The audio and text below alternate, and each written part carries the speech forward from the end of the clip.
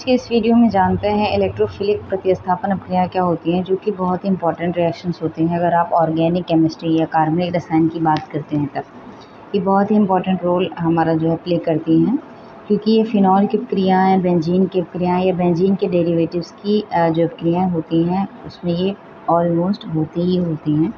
और ये आपका अकेले ही 5 रिएक्शंस बना देती हैं, जो अगर आप अच्छे से एक बार आपको याद होगा तो आप अच्छे से मार्क्स को कवर कर सकते हो।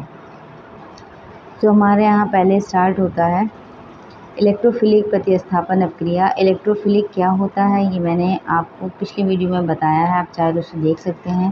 प्रतिस्थापन भी आपको पता है, सब्स्टिट्यूशन रिएक्शन। बेसिकली इसमें होता है हाइड्रोजन का रिप्लेसमेंट। और अभिक्रिया इन एरोमेटिक कंपाउंड्स। एरोमेटिक कंपाउंड्स कौन से होते हैं? बेंजीन और बेंजीन के जितने भी डेरिवेटिव्स होते हैं वो सभी एरोमेटिक कंपाउंड में आते हैं। इसमें कुछ चीज़ें हैं जो जनरल में हमें जाननी होती हैं, जैसे एरोमेटिक कंपाउंड्स में होने वाली वह क्रिया जिसमें electrophile E plus benzene ring के हाइड्रोजन परमाणु की जगह ले लेता है उसे इलेक्ट्रोफिलिक प्रतिस्थापन अभिक्रिया कहते हैं। यानी इसमें आपका एक ई प्लस एजेंट होगा। ई प्लस क्या होता है? एक इलेक्ट्रोफाइल। इलेक्ट्रोफाइल का मतलब है जिसके पास इलेक्ट्रॉन की कमी होगी तभी वो उस जगह जाएगा जहाँ इलेक्ट्रॉन होगा। मैंने पहले भी बताया था कि बेंजीन के पास होते हैं पाई इलेक्ट्रॉन्स। इस तरीके से या रिच इलेक्ट्रॉन रिच कंपाउंड हो जाता है और इलेक्ट्रोफाइल के लिए बहुत इजीली अवेलेबल इलेक्ट्रॉन्स होते हैं, इसलिए इलेक्ट्रोफाइल हमेशा बेंजीन रिंग पर अटैक करता है। अब बेंजीन रिंग पे अटैक करने के बाद फर्स्ट यहाँ पे देखते हैं, इसका मैकेनिज्म समझ लेते हैं।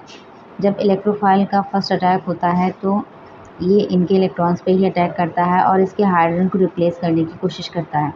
यहाँ पे हमारा एक आयन फॉर्म हो जाता है, एक कॉम्प्लेक्स फॉर्म हो जाता है।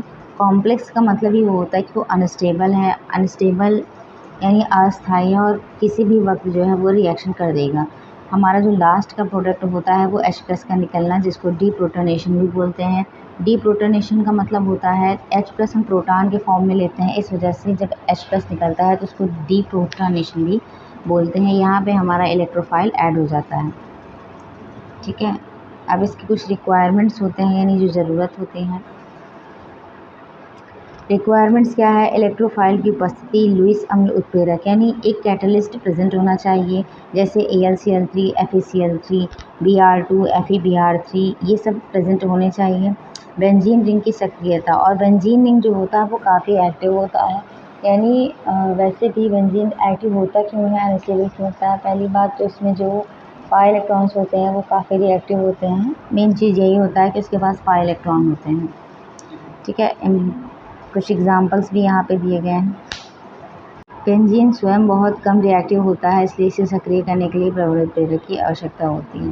देखिए, इसका पाई इलेक्ट्रॉन जो होता है वो काफ़ी इसको रिएक्टिव बनाता है, लेकिन क्योंकि इसमें रेजोनेंस पाई जाती है जो कि इसको स्थायित्व देने का काम करती है, इस वजह से ये स्थायी होता है। हालांकि क्योंकि पाई इलेक्ट्रॉन होते हैं तो इसकी अभिक्रियाशीलता होती है, बस हमें एक कैटलिस्ट की ज़रूरत होती है जो कैटलिस्ट इसको एक्टिव कर देते हैं और फिर हमारे जो पाई इलेक्ट्रॉन्स होते हैं वो पार्टिसिपेट कर देते हैं बॉन्ड के फॉर्मेशन में। यहाँ पे उसके कुछ एग्जांपल्स हैं, जैसे देखिए नाइट्रेशन। नाइट्रेशन किसकी प्रेजेंस में होता है? HNO3 की प्रेजेंस में, HNO3 के साथ यहाँ रिएक्शन होता है, प्रेजेंस होता है कंसनट्रेट H2SO4। रिएजेंट हमारा कोई भी लगा सकते हैं। कंडीशन मतलब हमारे ये कंडीशंस और रिएजेंट होते हैं। यहाँ पे हमारा H2SO4 रिएजेंट होता है। इसमें हमारा क्या होता है, हाइड्रोजन रिप्लेस हो जाता है NO2 ग्रुप से और बन जाता है H2O। H2SO4 यहाँ डायरेक्टली पार्टिसिपेट नहीं करता है, पार्टिसिपेट हमारा HNO3 भी करता है।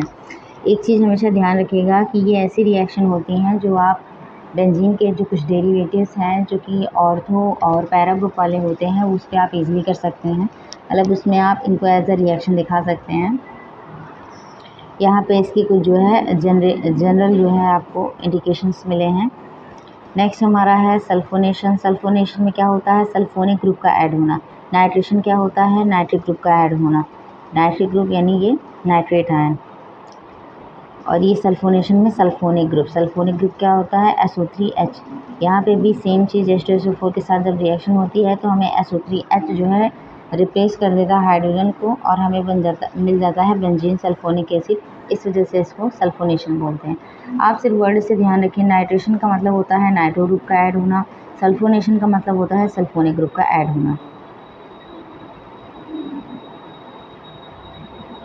सेम चीज़ आगे देखिए, हैलोजिनेशन का मतलब होता है हैलोजन का ऐड होना। अब हैलोजन दो स्थितियों में ऐड हो जाता है, या तो कोई हैलोजन जो है एसिड हो या फिर डायरेक्ट हैलोजन हो।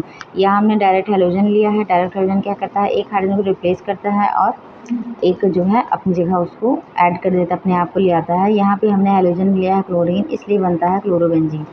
बाय प्रोडक्ट पे हम ध्यान कम देते हैं, हमारा ध्यान मेन प्रोडक्ट पे होता है जो कि पैरा और ऑर्थो ग्रुप पे होता है, इस वजह से हमें इसको ही ध्यान देना होता है। हालांकि यहाँ ध्यान रखिएगा कि FeCl3 या AlCl3 लिया जाता है। नेक्स्ट हमारा बहुत ही इंपॉर्टेंट रिएक्शन है फ्रीडल क्राफ्ट एल्काइलेशन और फ्रीडल क्राफ्ट एसाइलेशन, एल्किलीकरण और एसिलीकरण। अब एल्किलीकरण एसिलीकरण क्या होता है, एल्किलीकरण में एल्किल ग्रुप, चाहे CH3 ले लीजिए, C2H5 ले लीजिए, C3H7 ले लीजिए, कुछ भी ले लीजिए, मतलब वो एल्किल होना चाहिए, वो ऐड होता है तो एल्किलीकरण बोलते हैं। फ्रीडल क्राफ्ट रिएक्शन हमेशा एनहाइड्रस AlCl3 की प्रेजेंस में होती है, यही इसका कोड पॉइंट है, इसको याद रखिएगा। जैसे कहीं कहीं हमें आइडेंटिफाई पहचान करने की आ जाती है कि रिएक्शन कौन सी है, तो अगर एनहाइड्रस AlCl3 मिल जाता है तो आपकी रिएक्शन होगी फ्रीडल क्राफ्ट। सेम चीज़ एसाइलेशन या एसिलीकरण में क्या होता है, एसिल ग्रुप, यहाँ ये एक ओ एक्स्ट्रा आया है, एसिल ग्रुप यानी RCO, ये ग्रुप अगर ऐड हो जाता है तो क्या होता है, जो है एसिल कीटोन एसिल बनता है, ठीक है।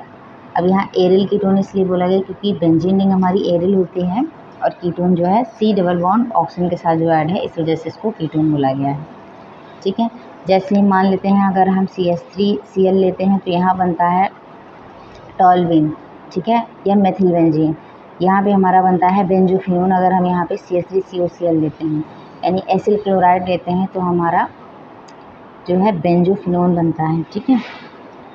अब हमारे कुछ डायरेक्टिंग इफेक्ट हैं जो कि इतना इम्पॉर्टेंट है कि इसको आपको समझना होगा।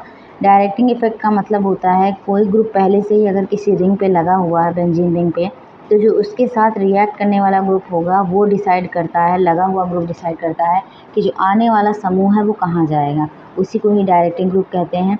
अब आर्थो पैरा डायरेक्टिंग ग्रुप का मतलब ये हुआ कि अगर ये ग्रुप पहले से ही बेंजीन पे लगा हुआ है तो जो जिनके साथ ये रिएक्ट करेगा वो इनको आर्थो या पैरा ग्रुप पे भेजेगा। सेम चीज़ जो मेटा वाले होते हैं वो अगर लगे हुए हैं तो जो आने वाला ग्रुप होगा वो मेटा और आर्थो पे भेजेगा, मेटा पे सिर्फ भेजता है, ठीक है। समरी है, आप इसको अच्छे से समझ सकते हैं। समरी क्या है, जो इलेक्ट्रोफिलिक सब्स्टिट्यूशन रिएक्शन होता है, इसमें जो इलेक्ट्रोफाइल होता है बेंजीन रिंग पर आक्रमण करता है, ये आपको पता है। स्टेप 2 में बनने वाले सिग्मा कॉम्प्लेक्स, मैंने बताया था कि एक कॉम्प्लेक्स बनता है जो कि अस्थिर या अनस्टेबल होता है, काफ़ी रिएक्टिव होता है। H+ करने पर एरोमेटिसिटी पुनः प्राप्त हो जाती है, यानी जैसे हाइड्रोजन रिप्लेस होता है तो हाइड्रोजन रिप्लेस होने की वजह से जो जाता है उसकी जगह कुछ आ भी जाता है तो एरोमेटिसिटी रिवर्स हो जाती है, मतलब वापस से आ जाती है। जब क्रिया मुख्यतः उत्प्रेरक की स्थिति में होती है, रिंग की सक्रियता और सब्स्टिट्यूशन का प्रकार अपक्रिया की गति और दिशा निर्धारित करता है। ये इसलिए आया है क्योंकि हमें डायरेक्टिंग ग्रुप पढ़ना होता है, कौन सा ग्रुप आर्थो और मेटा पे भेजेगा, कौन सा ग्रुप जो है पैरा पे भेजेगा, ठीक है। ऐसे कुछ इंपॉर्टेंट पॉइंट्स हैं और ये आप याद रखने वाला बात है कि इलेक्ट्रोफाइल सब्स्टिट्यूशन में एरोमेटिसिटी अस्थायी रूप से टूटती है और अंतिम में पुनः प्राप्त हो जाती है। ऐसे और वीडियो के लिए please like share and subscribe. Thank you for watching.